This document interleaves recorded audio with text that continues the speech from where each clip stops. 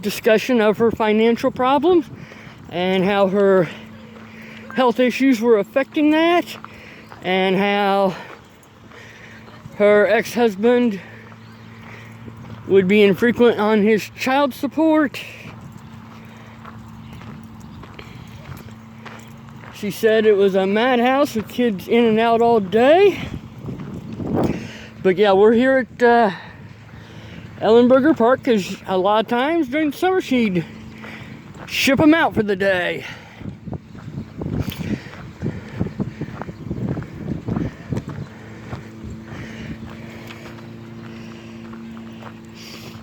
But yeah, she blamed the kids exclusively for the abuse. She was like, well, I kind of knew something was going on, but I was too ill to deal with it. And, yeah.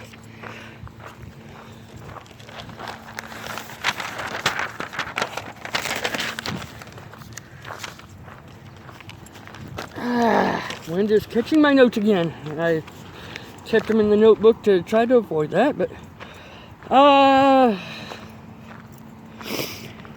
she testified that post-arrest it was Stephanie, 15 years old, who was the one insisting they get an attorney. Now,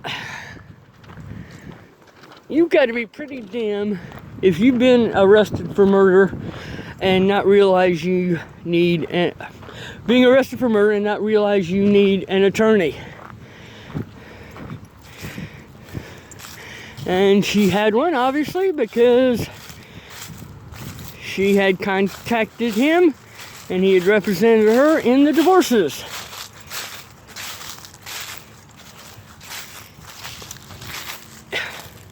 In some ways, if you listen or read her testimony, you'd almost think she was a 5-year-old kid. I mean, just like, I didn't know anything. I had no responsibility. She would claim that Jenny said that Sylvia was faking during her death throes, and that this was something she did when she didn't get her way. Yeah, I don't know what part of her mind came up with that lie, but that's a whopper. Okay, so that's the basics of Gertrude's testimony. Okay, I've already said that. Okay, Marie Baniszewski, 11 years old at trial, was initially testifying on her mom's behalf for the defense. And basically she ended up finally spilling the tea and testifying against mom.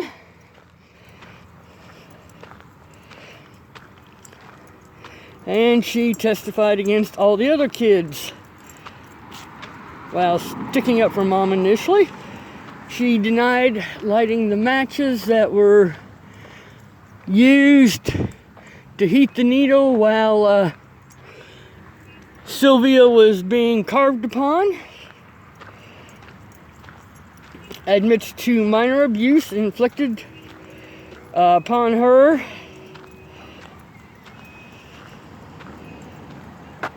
Oh, yeah, this is totally different. She admits to her mother abusing her as a child, although she describes it as minor abuse. But yeah, we already knew she was an abusive lady. And long story short, Marie basically testified to all the abuse that happened. And she actually gives exceptional descriptions for a child her age. John Baniszewski Sr. testified. He said that Gertrude initiated the divorces, discussed the child arrangements, child support, in general terms.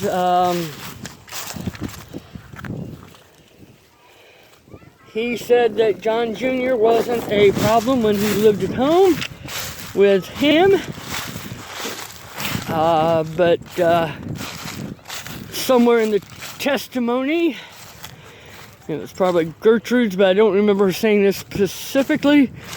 But yeah, she said he was a troublemaker for her. And I think this is mainly a case of young men need their fathers in their life. And mom can't be dad. So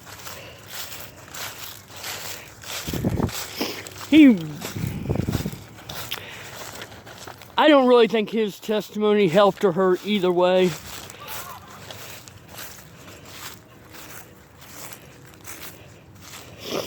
Now, Darlene McGuire, another one of the kids charged, testified briefly and absolutely denied having any part of the abuse. Sure, Dan. The other kid said you did. And I tend to believe you had something to do with it. Yeah, you didn't kill her, but you were a participant. And Darlene was 14 during the trial.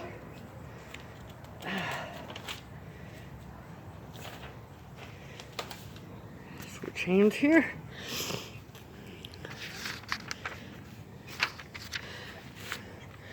Gertrude would testify again on rebuttal.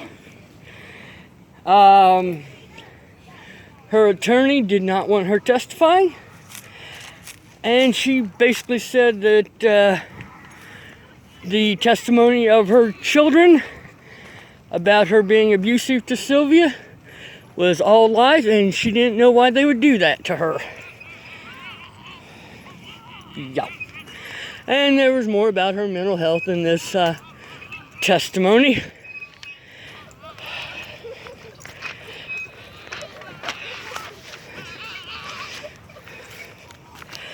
Okay, several doctors testified for Gertrude, documenting health problems going back about 20 years.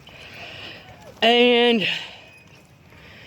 considering she was 36 when Sylvia was killed, yeah, she was having issues from a very, very long time. And I believe the testimony of the doctors and the psychiatrist probably saved Gertrude's life. And as I did state previously, yes, she obviously did have health and mental health issues.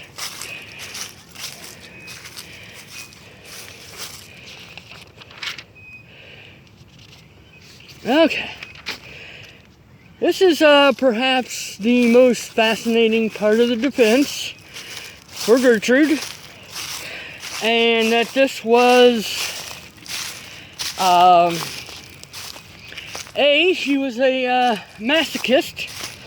And basically she forced the men in her life to abuse her because she had a very unhealthy relationship with them. And that was the only way she knew to get the attention she wanted from men. You always hear that the abuser is always the one at fault. But if the person you're arguing with won't let you get away, keep pushing and pushing and pushing,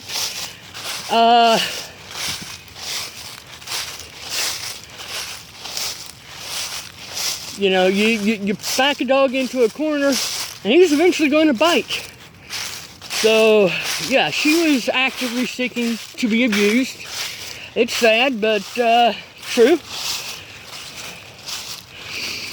The one doctor discussed mechanism of denial, and I didn't understand that at first and didn't want to Google it because I knew it'd be pretty simplified.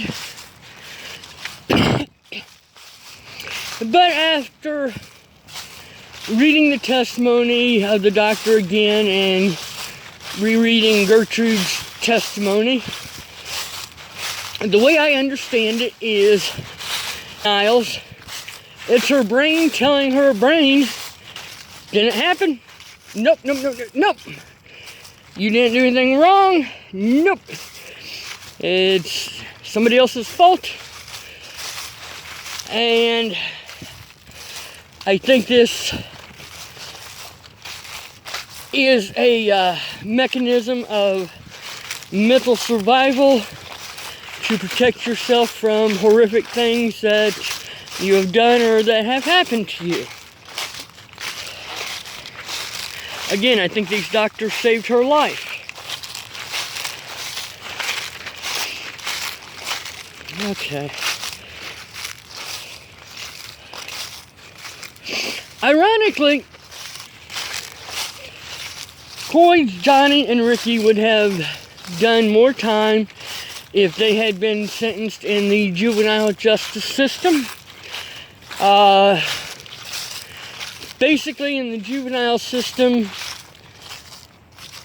in Indiana, you're sentenced until your 21st birthday. Obviously, 99.9% of the kids never do that much time. They'll be out in a few months. But I think if they had been sent to the Indiana Boys School, and I worked there for 11 years, starting in the late 80s, that they would have been there until one day before their 21st birthday. But, let's see.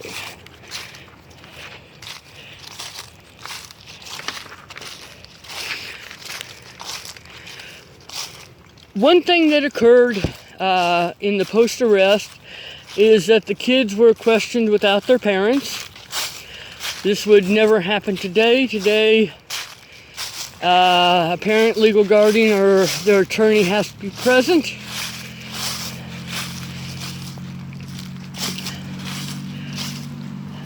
The result of the trial. Gertrude was convicted of first-degree murder, received a life sentence. Later on, she would get a second trial. Because of the inflammatory nature of the first trial, the result ended up being the same, a life sentence. She would do 20 years. Paula was convicted of second-degree murder, got a life sentence.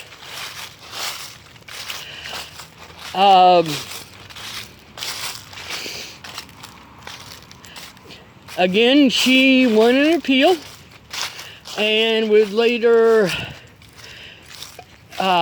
plead to voluntary manslaughter, and she was out in 7 years, even though she escaped from the Indiana Women's Prison. Yeah, the three boys were convicted of, I can't remember if it was voluntary or involuntary manslaughter. It was probably voluntary manslaughter. They got sentences of 2 to 7 years. Did time at the Indiana Reformatory in Pendleton, with John being the youngest inmate there. And I believe that was in Indiana history, so. But yeah, they did 2 years.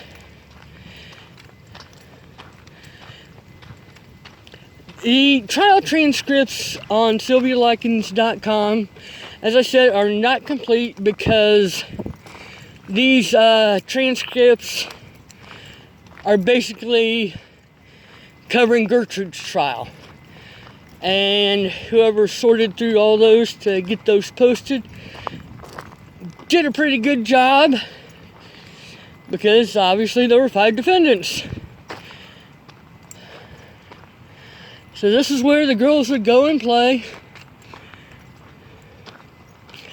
There's actually on SylviaLikens.com, as I said, are not complete because these transcripts are basically covering Gertrude's trial. And whoever sorted through all those to get those posted did a pretty good job because obviously there were 5 defendants. So this is where the girls would go and play. There's actually a couple other parks they would go to, and they're both about the same distance from where they were living.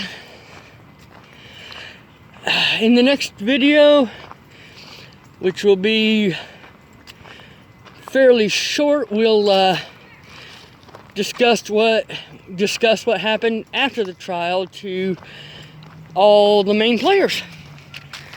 So I hope you've enjoyed this walk in the park, and thank you very much.